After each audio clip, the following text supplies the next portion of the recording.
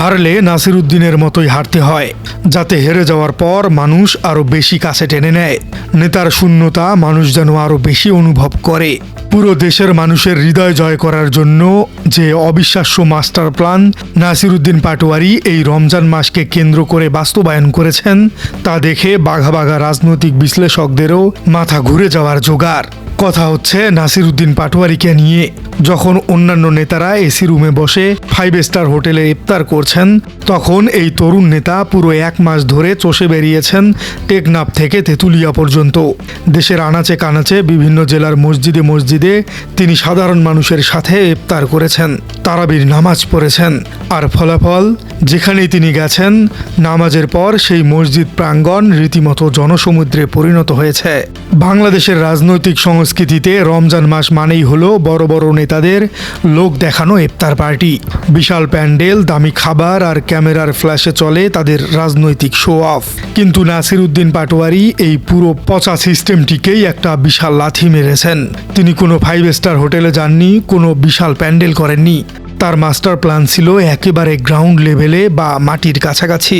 তিনি প্রতিদিন এক একটি নতুন জেলায় নতুন কোনো গ্রামের মসজিদে গিয়ে হাজির হয়েছেন। সাধারণ মুসল্লিদের সাথে কাঁধে কাঁধ মিলিয়ে ফ্লোরে বসে একটি খেজুর আর 1 গ্লাস পানি দিয়ে ইফতার করেছেন। এই যে মাটির কাছাকাছি নেমে আসার জাদুকরী কৌশল, এই দেশের সাধারণ মানুষের মনে এমন এক বিশাল পজিটিভ বা ইতিবাচক দাগ টেনেছে, যা কোটি টাকা খরচ করেও কেনা সম্ভব নয়। সবচেয়ে বড় চমকটি কিন্তু ইফতারের সময় নয়, আসল চমকটি দেখা যেত তারাবির নামাজের ঠিক পর মুহূর্তেই। নাসিরুদ্দিন পাটোয়ারি যখন নামাজ শেষ করে মসজিদ থেকে বের হতেন, তখন বাইরের দৃশ্য দেখে মনে হতো যেন কোনো বিশাল রাজনৈতিক জনসভা শেষ হলো। মসজিদের মাঠে, রাস্তার অলিতে গলিতে শুধু মানুষ আর মানুষ।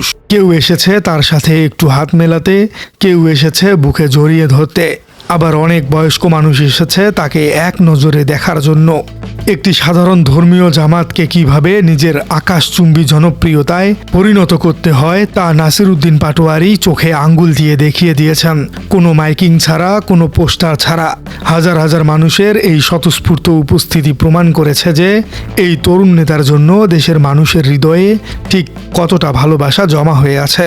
সদ্য সমাপ্ত জাতীয় সংসদ নির্বাচনের পর অনেকেই ভেবেছিলেন এনসিপির এই দাপুটে নেতা হয়তো এবার চুপসে যাবেন, মিডিয়া থেকে হারিয়ে যাবেন। সাধারণত বাংলাদেশের নির্বাচনে হারার পর নেতারা লজ্জায় মানুষের সামনে আসেন না, কিন্তু নাসিরুদ্দিন হলেন সম্পূর্ণ অন্য ধাতুতে গড়া এক নেতা। তিনি হারার পর লুকিয়ে থাকেননি, বরং দ্বিগুণ এনার্জি নিয়ে সাধারণ মানুষের একেবারে ঘরের ভেতরে ঢুকে গেছেন। আর ঠিক এই কারণেই এখন চায়ের দোকান থেকে শুরু করে সোশ্যাল মিডিয়া সবখানেই এই গোল্ডেন ডায়লগ বা প্রবাদ আক্ষরিক অর্থেই ভাইরাল হয়ে গেছে। মানুষ বলছে, হারলে নাসিরুদ্দিনের মতোই হারো, যাতে হেরে যাওয়ার পর মানুষ তোমাকে আরও বেশি করে খোঁজে।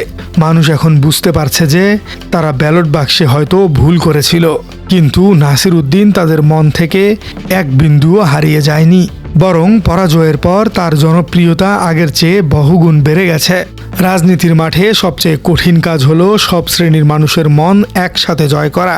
নাসিরুদ্দিন পাটোয়ারি তো আগে থেকেই জেনারেশন জেড বা তরুণ প্রজন্মের একজন হিরো। জুলাই গণ অভ্যুত্থানে তার সাহসী ভূমিকা তরুণদের কাছে তাকে একটি আইকনে পরিণত করেছে।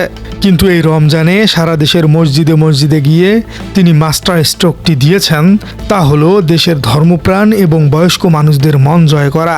মসজিদের ভেতরে যখন একজন তরুণ নেতা অত্যন্ত বিনয়ের সাথে মুরব্বীদের পাশে বসেন, তখন সেই মুরব্বীদের মন এমনিতেই নরম হয়ে যায়।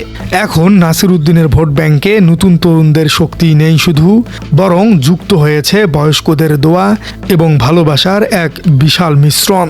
পলিটিক্যাল সায়েন্সের ভাষায় তরুণ সমাজ এবং ধর্মপ্রাণ মানুষের এই যে ডেডলি কম্বিনেশন, আগামী দিনের যে কোনো নির্বাচনের জন্য এক অজেয় অপ্রতিরোধ্য শক্তি।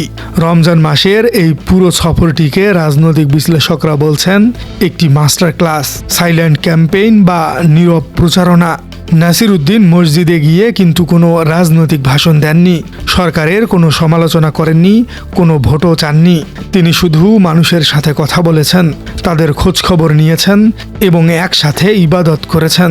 কিন্তু এই নীরবতা বা রাজনৈতিক কথা না বলাটাই সবচেয়ে বেশি জোরে শব্দ করেছে।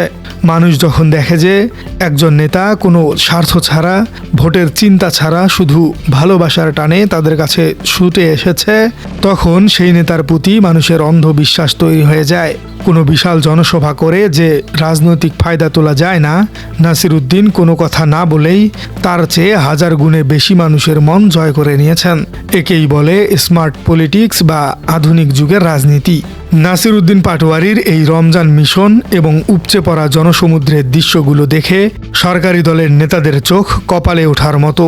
তারা বুঝতে পারছে যে নাসিরউদ্দিন এমন এক বিশাল ভোট ব্যাংক বা সোশ্যাল ক্যাপিটাল তৈরি করে ফেলেছে, যা আগামী দিনে তাদের জন্য সবচেয়ে বড় মাথা ব্যথার কারণ হতে যাচ্ছে। সরকারি দলের নেতারা যেখানে ক্ষমতার দম্ভে মানুষের থেকে দূরে সরে যাচ্ছেন, সেখানে ক্ষমতার বাইরে থেকে একজন নেতা পুরো দেশের মানুষের সাথে এত শক্তভাবে কানেক্ট বা যুক্ত হয়ে যাচ্ছেন, যা দেখে আক্ষরিক অর্থেই নেতারা আতঙ্কিত হচ্ছেন।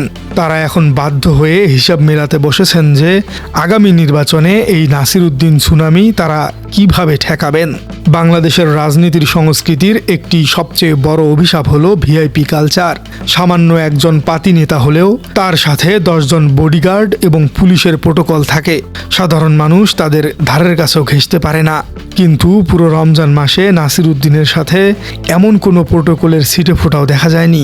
তিনি একেবারে সাধারণ মানুষের মতো রিকশায় চড়ে, হেঁটে বা সাধারণ গাড়িতে করে মসজিদে গিয়েছেন। তার কোনো প্রকার বডিগার্ড ছিল না। মানুষকে ধাক্কা দিয়ে সরিয়ে দেওয়ার মতো কোনো পরিস্থিতি তৈরি হয়নি।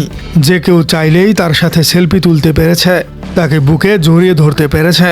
এই যে অ্যাক্সেসিবিলিটি বা সাধারণ মানুষের নাগালে থাকার ক্ষমতা, এটি নাসিরউদ্দিনকে অন্য সব অহংকারী নেতাদের থেকে সম্পূর্ণ আলাদা একটি সম্মানের জায়গায় বসিয়ে দিয়েছে।